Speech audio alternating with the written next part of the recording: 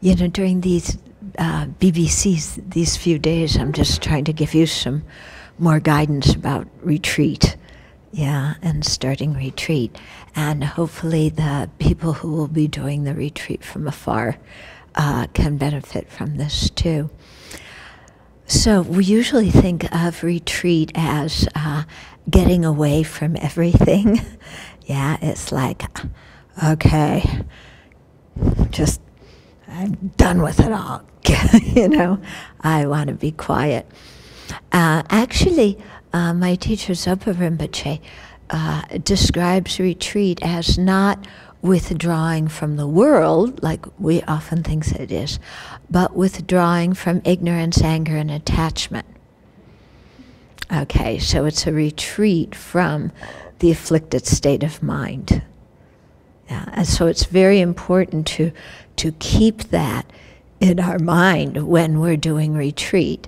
Yeah, that it isn't like, you know, well, I've got to have everything in this perfect condition so I can be totally quiet and have these obnoxious sentient beings leave me alone so I can do retreat. That mind is very much together with the afflictions, isn't it? That mind is not on retreat from the afflictions. That mind is parading down the street with the afflictions, saying, I want this, I need that, the world should do what I say. How come nobody else is cooperating? Me, I, my, mine. Okay, that mind's not in retreat. Yeah, so, you know, your retreat is when things come up during the retreat. Yeah, that you actually retreat from your afflictions, which means you have to learn the antidotes to the afflictions. You have to learn how to work with your own mind. Yeah, that coming and just saying, I want to change the external conditions, that's not necessarily what's going to help you. Okay, that's like the dog in the monastery who has fleas, and he's on one side of the courtyard scratching. The fleas are driving him buggy, and he gets up and walks to the other side of the courtyard thinking that there won't be any fleas there. Okay, so that's what we do. Yeah. Like, I want to change my meditation seat. I want this. I want that. No. The problem is not your meditation seat. The problem is the mind. Okay? This is why the meditation manuals say that you have to do the retreat on one seat. You can't change seats when you're counting the mantra, because otherwise our dissatisfied mind, you know, we do 1 week at home and 1 week at Cancun and 1 week in the, you know, here and 1 week there, and we'd be switching our seat all the time. Yeah? So it's just a thing of you set down your seat and that's where it is. And whoever your neighbor is, that's your neighbor. Okay? And you might have a neighbor that breathes really loudly. Even though we've told everybody, you know, don't do deep breathing. But, you know, remember, sometimes people have asthma, they have breathing problems. Just be happy your neighbor's breathing. You know, don't worry about how loud they're breathing. You may have a neighbor that clicks their mala. Click, click, click, click. Silence. Click, click, click, click. So not even a regular click, you know. And you're going, don't they say the mantra at a regular pace? Why are they clicking their mantra? They're doing it because they want to annoy me. I know it. They're jealous of my samadhi. Right? You have fantastic samadhi if you're listening to the clicks of your neighbor's mala. That shows how good your concentration is. You know, again, it just, okay, take it like this. Well, maybe in a previous lifetime, when I did retreat, not only did I click my mala, but maybe I, what do you do when you put the accelerator down on the gas pedal, you know, I revved up engines outside a retreater's place, or I talked incessantly outside a place where somebody was doing retreat. So now this is just all ripening back at me, and a few little clicks is not going to really, you know, be the end of the day. Yeah. So instead, use all these things that happen as an opportunity to see how your own mind works. You know, how you hear a click or a breath, and it's only a click or a breath, and then watch how your mind makes it into a national catastrophe. You know. And watch how your mind says, they're doing it deliberately, they're inconsiderate. Then, you know, she told me I couldn't even go and complain about it. She told me I had to look at my own mind and practice with it. Oh, why did I come to this place to do retreat anyway? You know, I want my money back. Well, the problem is you didn't pay any money. You gave Donna to support everybody else doing retreat. You did not pay any money. You're supporting other people's doing retreat, and they're supporting your doing retreat. So we're all in this together. Yeah, and so just watch how your mind works, you know? Somebody else sniffles, and all of a sudden, you know, you're ready to go bang them on the head. We had somebody a few retreats ago with a nylon jacket. You know, the kind that make a lot of noise like this. And he would come into the meditation hall, kind of the last person as a rush, and sit down. So he'd start off in silence, and then he'd get too hot, and he'd have to take his jacket off, and you hear, zip, zip, zip, zip, zip, zip, zip, zip. And then crinkle, crinkle, crinkle as he's taking it off. Yeah. And just, you know, be aware of how your mind gets so totally ego-sensitive that this tiniest thing can set it off in a huff and puff. Okay, I think you should play this BBC every few days. Yeah. Okay.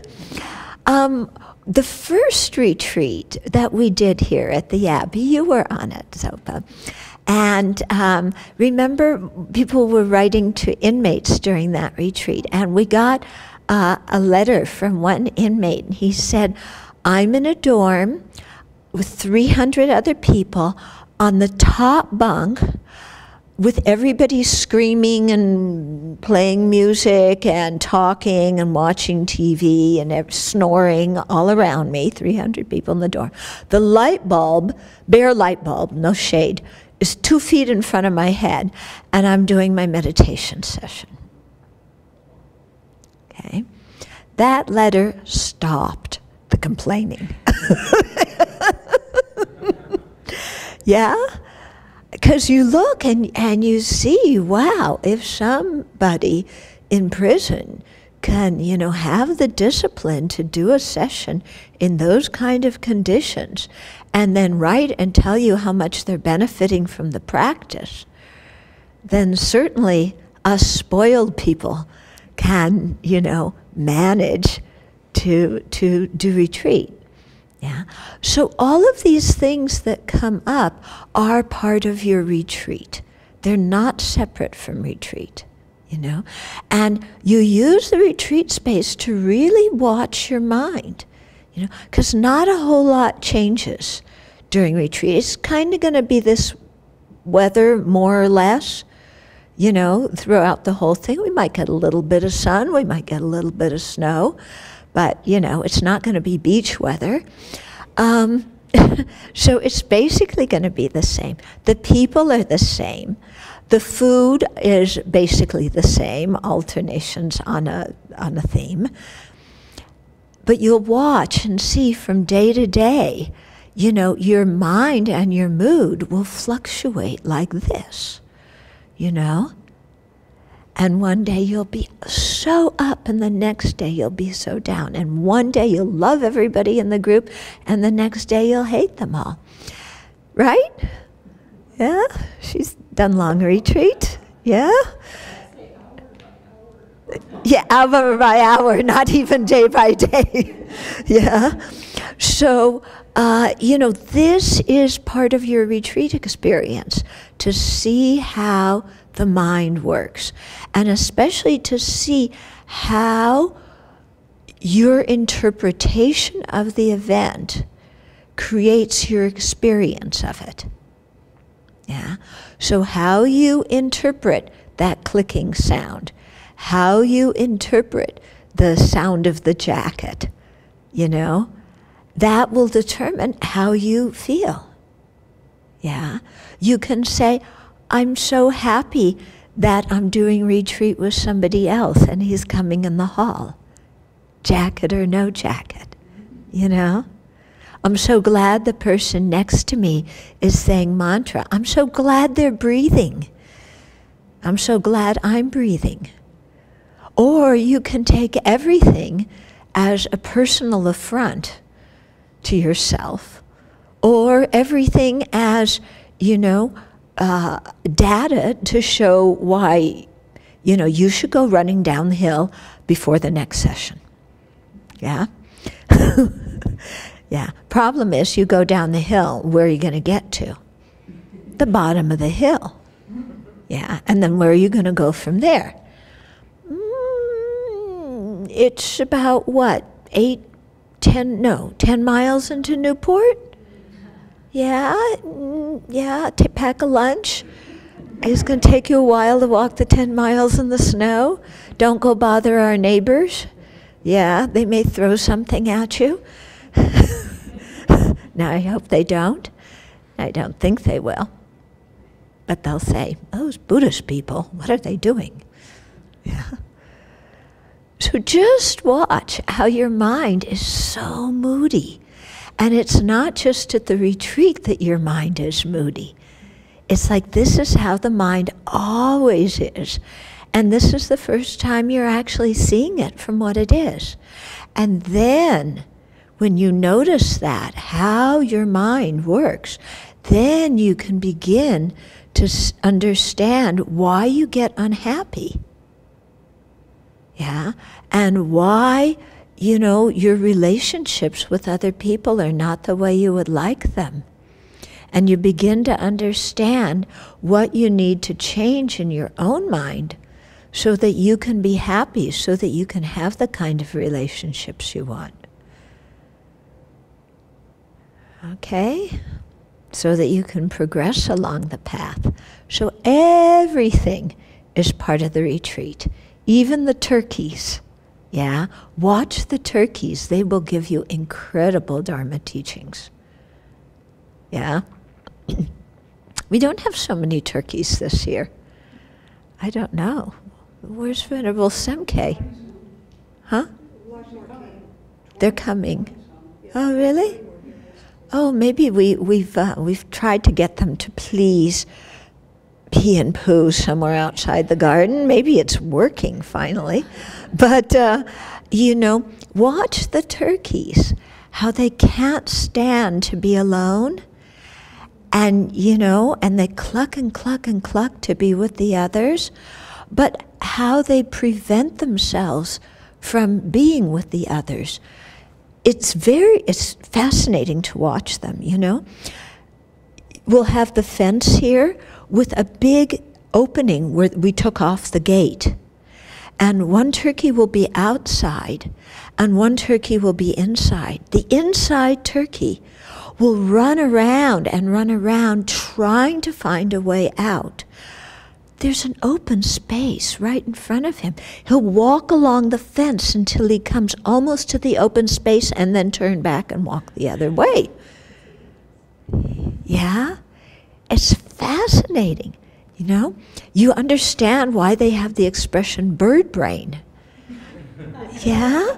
Because it's really difficult for them to figure out how to go be with their other friends. Yeah? And you watch them get so upset, and the opening is right there. You know? It's like the door to liberation is right there. And we spend our time running around in circles, being flustered and quacking in our own language. Yeah, but the door is right there. Yeah. So just watch the turkeys and see what you can learn from them. Yeah.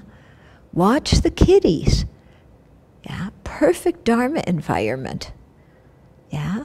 I mean, they don't even have to offer service. Yeah, they don't have to do the dishes or wash their own bowls or anything. They have 100% free time. Can they practice the Dharma? No. Yeah.